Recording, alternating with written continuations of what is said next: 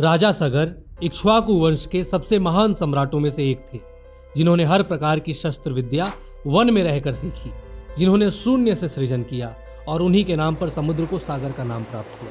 पर ऐसा क्या हुआ था कि इतने महान इक्ष्वाकु के वंशज होने के बाद भी उनको वन में जन्म लेना पड़ा? आखिर क्यों एक राजा होते हुए भी उनका बचपन अभाव में बीता? आखिर क्यों वो विष के साथ जन्मे?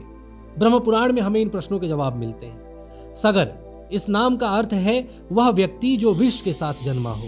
ब्रह्म पुराण के अनुसार राजा सगर के पिता राजा बाहु भोग और व्यसन में इतने डूब गए थे कि वो राजधर्म से भी विमुख हो गए। परिणाम यह निकला कि फिर कई क्षत्रिय समूहों ने एकजुट होकर बाहु को हराकर उनका राजपाट छीन लिया। राजा बाहु का राज्य चला गया, प्रतिष्ठा चली गई और उनको वन में अपने प्राण त्यागने पड़े। लेकिन जब उनके प्राण गए उस समय उनकी पत्नी महारानी यादवी गर्भवती थी और रानी की जो सौतन थी उन्होंने धोखे से रानी को विष दे दिया था।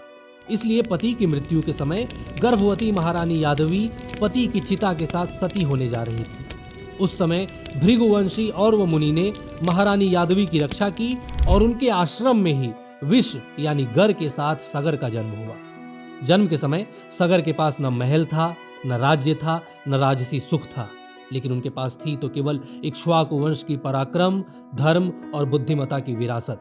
उन्होंने और वो मुनि के आश्रम में रहकर सारी शस्त्र विद्याएं सीखी।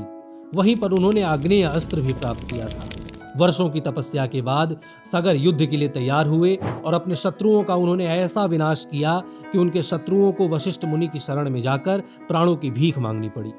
इस तरह उन्होंने इक्ष्वाकु साम्राज्य दोबारा प्राप्त किया। सगर का पराक्रम इतना व्यापक था कि भगवान नारायण ने उनके कुल को वरदान दिया था कि इक्ष्वाकु वंश हमेशा अमर रहेगा। राजा सगर का प्रताप ऐसा था कि समुद्र को उनके पुत्र के रूप में मान्यता दी गई। सगर के पुत्र होने के कारण समुद्र का नाम सागर पड़ा। आज के दौर में जब हम सत्ता और राजनीति की बात करते हैं तो आमतौर पर यह मान लिया जाता है कि राज तत्व जो है वह जन्म से प्राप्त होता है, किंतु यह भारत है और हमारा इतिहास हमें बार बार यह सिखाता है कि हमारे यहाँ कोई भी जन्म से नहीं अपितु कर्म से राजा बनता है। राजा सगर का जीवन हम सब के लिए किसी प्रेरणा से कम नहीं।